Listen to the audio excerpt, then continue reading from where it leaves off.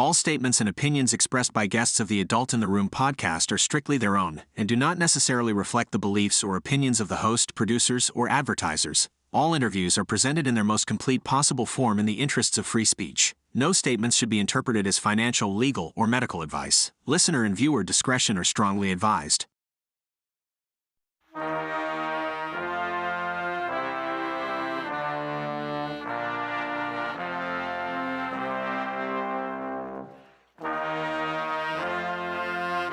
It's the Adult in the Room podcast with Victoria Taft.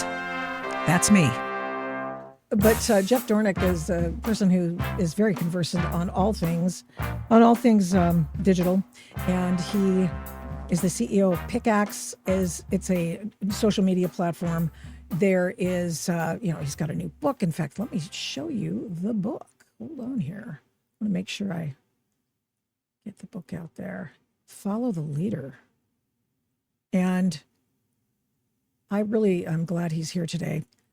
Jeff Dornik, thanks so much for coming on the Adult in the Room podcast. How are you today? Doing really well. Thanks for having me on. Been looking forward to chatting with you. Yeah, me too. All the digital stuff, you're so conversant on this thing, and I love your takes on free speech and free speech on platforms. Very important, especially in light of what we're hearing now. People want the Discord chats, and are they going to look into the Discord conversations between the person who did this and his buddies on Discord? I mean, there are obviously legal ramifications for that. How would you sum up that entire milieu? Also, on Discord, how easily is it able to be, looked at by investigators? And then I've got some other questions about what I'm seeing online. What about Discord?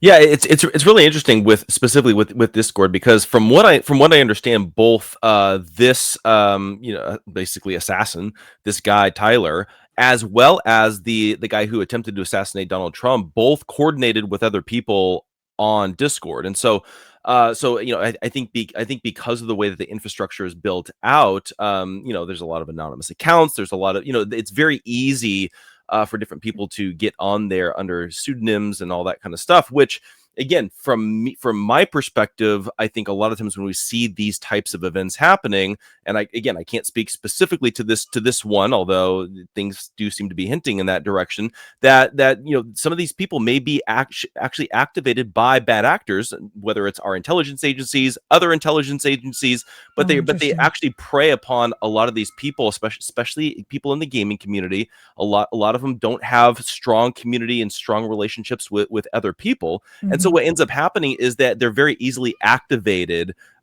by certain actors in order to get them, and they don't even necessarily know that they're being activated by, let's say, an intelligence agency. So that's the problem with some of these platforms and the way that they're structured and the way that they're set up, is that you don't really know who you're talking to a lot of times. Is that sort of like an anonymous or the Q guy or whoever that was? Who was the Q guy? What do you think?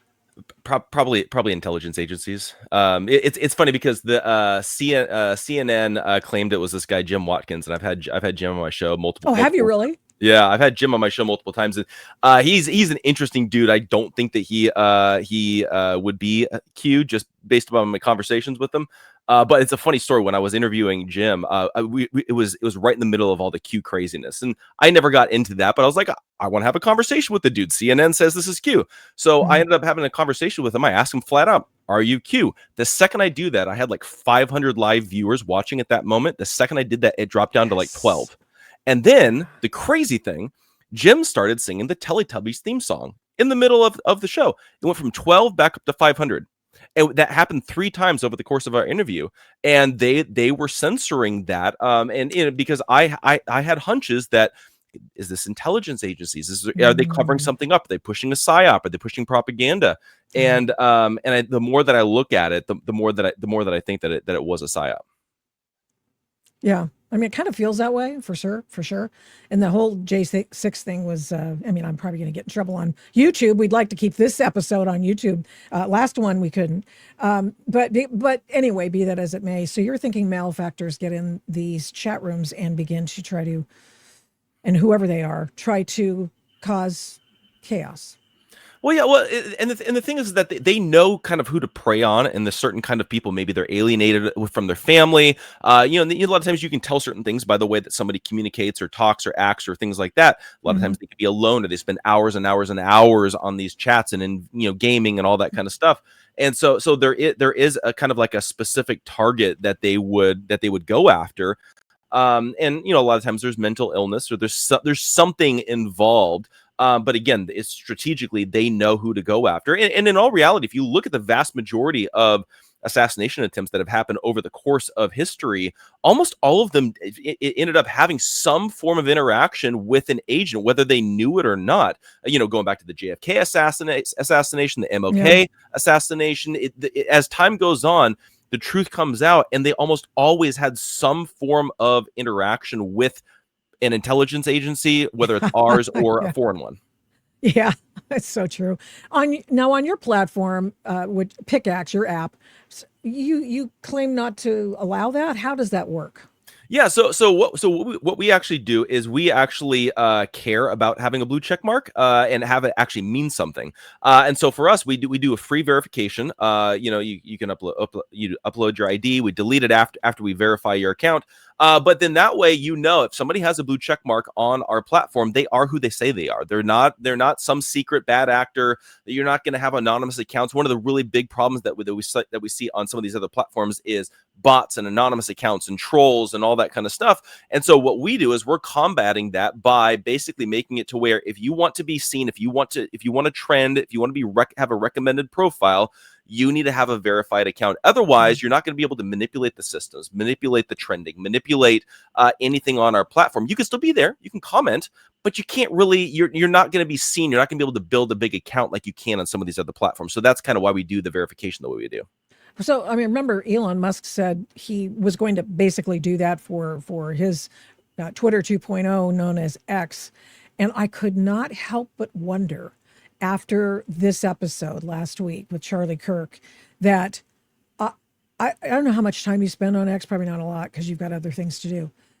There was an influx, the likes I've never seen before, of bots, just hate crap, just the most loathsome information being put out there about Charlie Kirk, and abject lies, of course. And then in addition, like somebody had done the clarion call, everybody from Blue Sky who hated being on Twitter because we'd call them out on stuff came over for their information operation. It was just unbelievable. To what do we attribute that?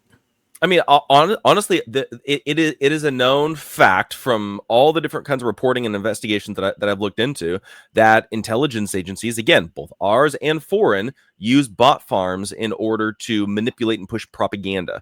And so if they need a narrative push, they'll have hundreds and hundreds of accounts all pushing the same thing. And people have done these kinds of things where they'll show like, they practically copy and paste from one account to the next account to the next absolutely. account. But it all comes down to the idea that if we can get enough accounts talking about this, we'll get one big influencer to pick up this story and push up this propaganda piece, and then they'll run with it because everybody's looking for clicks. Everybody's looking for the next big thing. Everybody's looking for the next thing that nobody else is talking about. So they know the game in order to manipulate it. And so they use that and they just flood social media with it. I think I saw a statistic that something like 70 to 80% of all internet traffic is actually bots, and something like 80 to 85% on social media platforms are bots. That's how prevalent this is. And I don't think that anybody's really taken that into account with a lot of this. I mean, I see a lot of bots on Facebook. I'm older, so and a lot of my listeners and people I've known for a long, long time are out there. And so you see the dumbest things. So-and-so's going to buy NBC, and therefore no more Joy Behar. She's on ABC, but you understand the whole idea of the big play. But, Elon Musk said, hey, on X, we're not going to I'm going to try to get rid of as many bots as possible. And if he's doing that, he's failing. Yeah, he's not doing a good job, and a lot of it was that he tied their verification system to their premium service, and so what ended Right. up happening, the way that you get your blue check mark is you pay $8 a Right. month or $10 a month or what, fill in the blank, however much money Yeah. you're paying every single month, and the problem with that is that it just eventually became, as long as you're willing to pay, you can get that blue check mark, and then we started actually seeing some verified accounts that are becoming bots and trolls and anonymous accounts and Yes. all this kind of stuff, and it's like, okay, so it's now defeating the purpose, but it's making X of money. Mm. Huh. And then what we have is this from Blue Sky. We can thank these guys for who should be murdered next. There were all of these. It's really hard to see all of them, but who should be offed next? And then there was, just somebody was trying to do screenshots. I was like, I can't even, there are so many of them. I don't even know what to do with it over on Blue Sky. Is that just as crappy as bot filled as Twitter? Yeah, I would assume it is. I spent about 2 weeks on Blue Sky and then got banned from the platform. So I mean, I can't really attest to what's going on over there. Oh my gosh, what got you banned? What happened? I don't even know. Just posting some article probably about big pharma or big tech or AI or something like that. But I think the thing I think that we're seeing with the left is just how depraved they are, but also it's a symptom of the problem. The root problem, this is something that actually Charlie Kirk was actually very effective at and was getting down to the crux of, is that he wasn't just focusing on politics, and he wasn't even just focusing on philosophy. He was actually incorporating it down to the foundational level of truth and preaching the God. Like, he would actually preach the gospel as a Christian to the lost, to these students. And that's, I think, why he was so effective, is because that brings about transformational change. And then you see the stark contrast between somebody like Charlie Kirk, who every single person that I know that knew him said he's the nicest person that you will ever meet. He was loyal. He was the real deal. There's a lot of influencers, they're grifters, they're all that. Charlie Kirk was the real deal. But then you contrast that with the left. The left is about as atheistic and anti-God as you can possibly get. What does that mean? It means that they don't believe in your constitutional rights because they deny the rights giver. But on the flip side, also, they have no moral compass. They have no source of truth outside of themselves. And that's when it's basically they see themselves as a bunch of animals. So now it's just survival of the fittest, who ends justify the means. And we're seeing that play out to where, there is no morality. So thus, who cares if you're going to be, calling for assassinations or calling for killings or celebrating murders and assassinations? It doesn't matter, because there is no morality if there's no God. That's right. That's exactly right. That's it. Exactly it. There's a soundbite I saw, and I was going to grab it for this program, where, Charlie basically ties in why it is that we're having this schism in our country right now. And it's all because this country, the foundational principles upon which our country was founded, were all done with the view of people of faith in mind. And that for other people aren't going to get it, I suppose is another way of putting it. And so he ties that together very, very well. And he goes, the reason that we're having these problems right now is because this form of government is not for people who don't understand faith. Yeah. And as Christians, I think, we as the church have largely failed at preaching the gospel effectively, which is why I think we're in the mess that we're in right now. Yeah.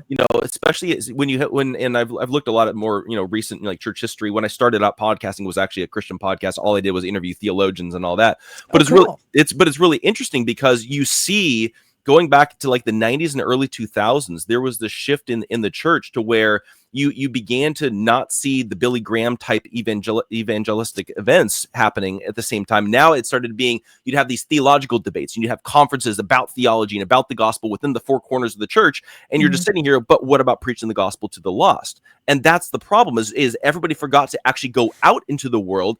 And instead we separated. We saw Christians run away from Hollywood. We saw Christians run away from anywhere where we began to see a leftist infiltration. And we basically surrendered all these different components of American society and all the different levels of influence. Yeah. It's why there's no conservatives in tech. It's why there's no conservatives making, big budget films. It's, you just fill in the blank. We've basically surrendered all of that over the last 20 years. We're trying to get it back now, but it's a big uphill battle to try to get it back. Jeff Dornik, thank you so much for coming on. I really appreciate your insights, and please come back. Yeah, would love to. Following the leader. Who's the leader, Jeff? Whichever cult leader is the person that you follow. Because I mean, like that's the thing is like that a cult can be happening anywhere. I'm writing in the book actually in the first chapter about my experience in an evangelical cult where we propped up wow. a pastor, to where it's like we're following the pastor. And the Apostle Paul actually wrote in First Corinthians, I believe, that he's like, don't follow me, don't follow Peter. You follow Christ. We're just tools. We're just following. We're just tools that God uses. But I think it's very easy for us to prop up, a particular person. We find our identity in that person. Yeah. So what I'm trying to do is trying to get people to understand, okay, what's your worldview, and not just what do you believe, but why do you believe it? And it better not be just because you heard your favorite person say it. Yeah, agreed. Excellent. I appreciate it. Come back. Thank you. Will do. We appreciated your message today. It was really good, actually. Excellent. I didn't expect anything less.